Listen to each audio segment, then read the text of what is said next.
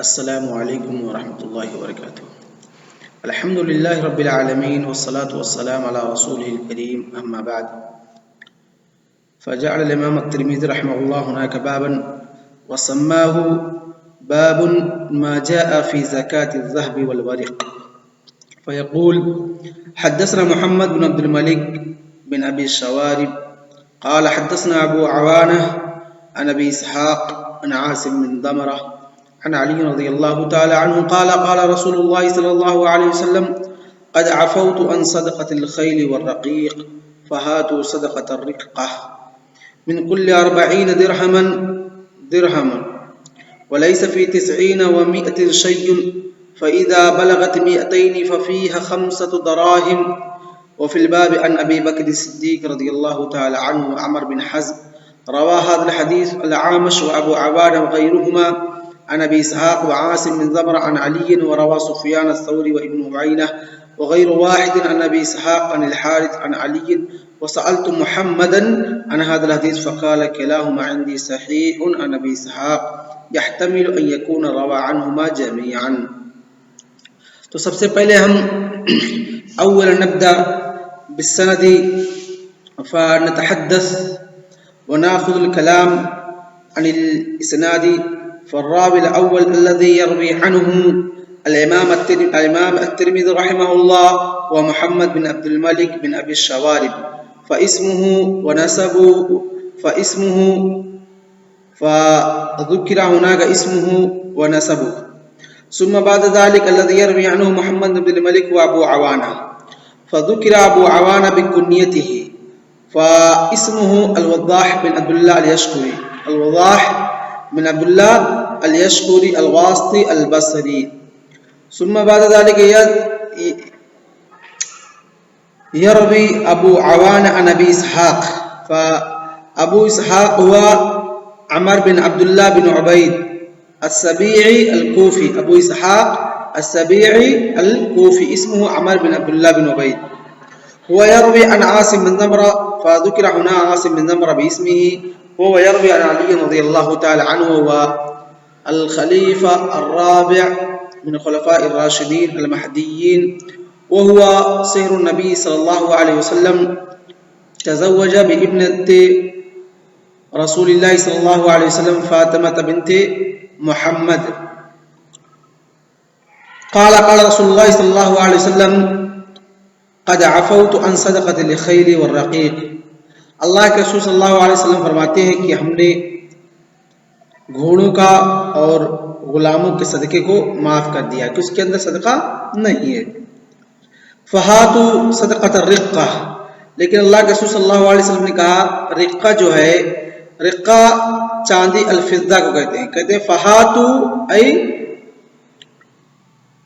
لے کر کے آؤ چاندی اور دراہم جو مضروبہ ہیں، یا فضہ عام چاندی، دراہم جن کو پگھلا کر کے کرنسی یا سکے کے شکل دے دیے گئے ہوں، اس کو مضروبہ کہتے ہیں، اس کو دراہم کہتے ہیں جو کہ مضروبہ ہوتے ہیں، پگھلائے ہوئے ہوتے ہیں. کہتے ہیں کہ ان کے زکوٰۃ تم لے کر کے آؤ. من کل 40 درہما، ہر 40 درہم میں درہم. ولیس فی 90 و100 شیء، اور 190 درہم میں کچھ بھی زکوٰۃ نہیں ہے. اگر آپ کے پاس 190 درہم چاندی ہے تو اس کے اندر کچھ بھی زکوٰۃ نہیں ہے. فَإِذَا بَلَغَتْ 200 فَفِيهَا 5 دراہم، اور جب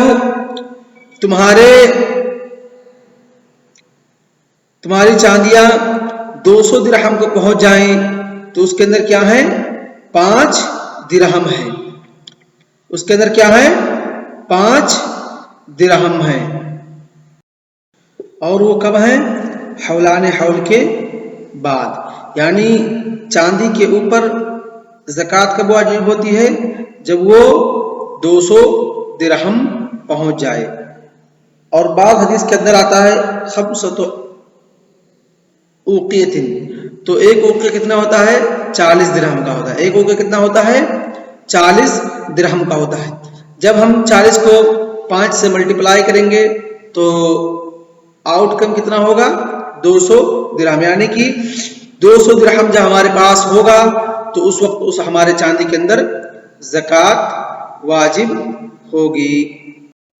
اور جو 200 درہم ہے اگر ہم آج کے میزان میں یا گرام کلو گرام میں اس کو جاننا چاہیے تو تقریباً اس کی مقدار 595 گرام ہوگی. کتنی ہوگی؟ 595 گرام. تو یہاں پر ایک مسئلہ ہے.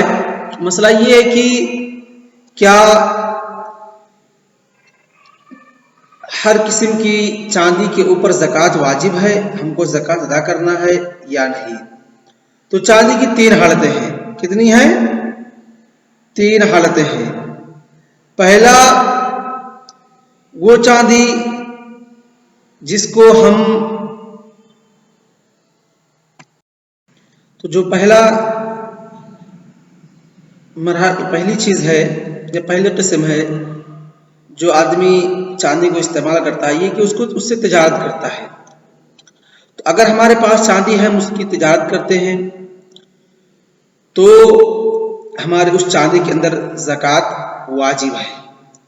ہم کو زکوٰۃ ادا کرنا پڑے گا. کب؟ جب وہ نصاب تک پہنچے گا اور حولان حول ہوگا. دوسری چیز کہ ہمارے پاس چاندی ہے، ہم چاندی کے برتن وغیرہ بنا کر رکھے ہیں، اوانی وغیرہ، اور ان کا استعمال کرنا جو کہ ہمارے لیے حرام ہے کہ چاندی کے برتن میں ہم کھا پی نہیں سکتے مگر قدر ضرورت جو مشروع ہے اس کو چھوڑ کر یہ. تو اگر ایسا بھی ہم بنا کر کے رکھے ہیں اور وہ نصاب تک پہنچتا ہے تو اس کے اندر زکوٰۃ واجب ہے. اس کے بعد آتا ہے تیسرا مرحلہ یا ان چاندی کی تیسری شکل جو ہوتی ہے وہ ہے زیور. اگر کوئی زیور کے شکل میں چاندی رکھا ہے، زیور بنا کر کے رکھا ہے اور اس جو زیور بنا کر کے رکھا ہے اپنے استعمال کے لیے رکھا ہے، اس سے اس کا مقصد تجارت یا ذخیرہ اندوزی یا ادخار نہیں ہے تو اس کے اندر علماء کا اختلاف ہے. کیا ہے؟ علماء کا اختلاف ہے. بعض لوگ کہتے ہیں کہ اس کے اندر بھی زکوٰۃ واجب ہے، بعض لوگ کہتے ہیں اس کے اندر زکوٰۃ واجب نہیں ہے.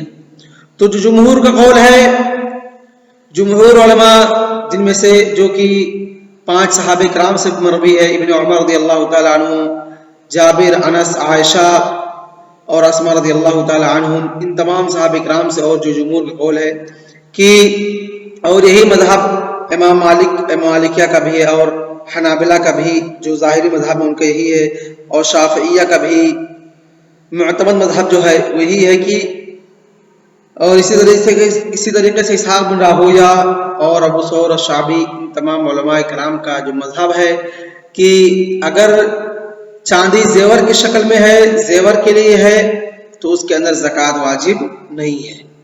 دوسرا قول جو کہ چاہے وہ زیور کے لیے ہو یا کسی اور چیز کے لیے پرپس کے لیے ہو، اگر وہ نصاب تک پہنچا اور حولان حول ہوا تو اس کے اوپر زکوٰۃ واجب ہے. یہ بھی صحابہ کرام میں سے کئی صحابہ کرام سے مروی ہے اور تابعین سے بھی مروی ہے.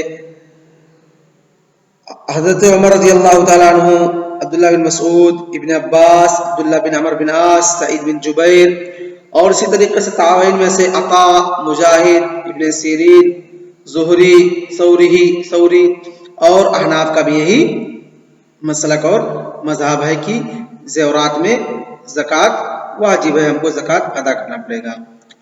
اور کہتے ہیں راجح جو مسئلہ ہے وہ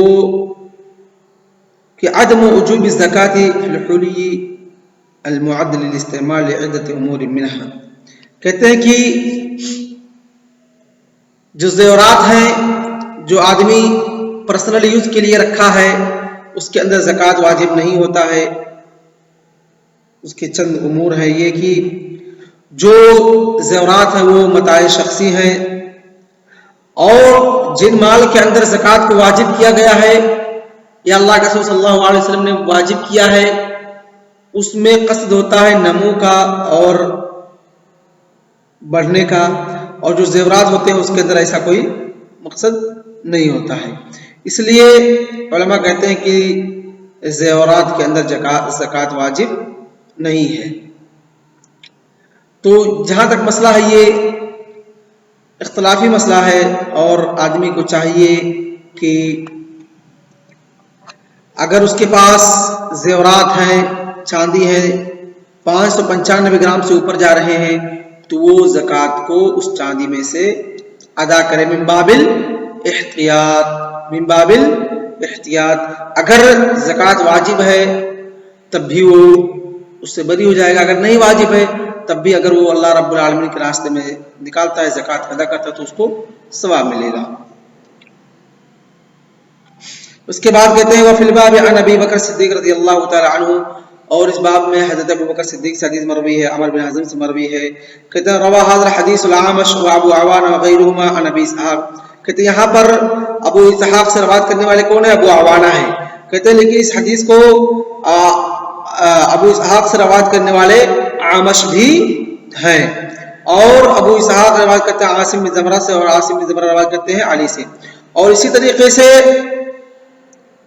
سفیان ثوری و سفیان بن عیینہ اور دیگر علماء کرام نے بھی ابو اسحاق السبیعی سے اس حدیث کو روایت کیا ہے، اور ابو اسحاق سبیعی یہاں پر جو یہ حدیث ہے اعمش اور ابو عوانہ والی، وہاں پر ابو اسحاق سے روایت کرتے ہیں، عاصم بن زمرہ سے روایت کرتے ہیں، لیکن جو سفیان ثوری اور ابن عیینہ کی حدیث ہے اس میں ابو اسحاق سے روایت کرتے ہیں، حارث سے روایت کرتے ہیں، اور حارث کس سے روایت کرتے ہیں؟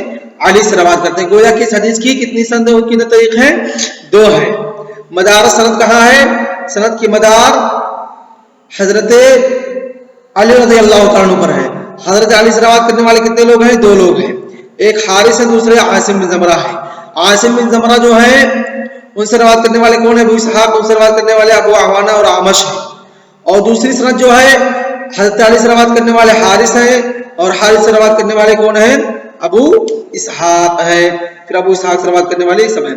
کہتے ہیں حضرت امام ترمذی رحمہ اللہ فرماتے ہیں وسألت محمدا فمن هذا المحمد، ہوا محمد بن اسماعیل البخاری، امام بخاری رحمہ اللہ ہیں، کہتے ہیں میں نے اس حدیث کے تعلق سے امام بخاری رحمہ اللہ سے پوچھا، اس کی دونوں سند کے تعلق سے، جو ایک حارث ہے ایک عاصم بن زمرہ سے ہے، تو کیا کہا انہوں نے؟ فقال کلاہما عندي صحیح عن ابی اسحاق، ابی اسحاق جو روایت کرتے ہیں چاہے عاصم بن زمرہ سے روایت کریں، چاہے وہ حارث سے روایت کریں، یا ابو اسحاق سے روایت کرنے والے چاہے وہ ابو عوانہ اعمش ہو چاہے اور دوسرے لوگ ہوں، میرے نزدیک دونوں حدیث صحیح ہے۔ تو آج کا درس ہم اسی پر اکتفا کرتے ہیں۔ صلی اللہ علیہ نبینا محمد وعلی آلہ وصحبہ اجمعین۔ السلام علیکم ورحمۃ اللہ وبرکاتہ۔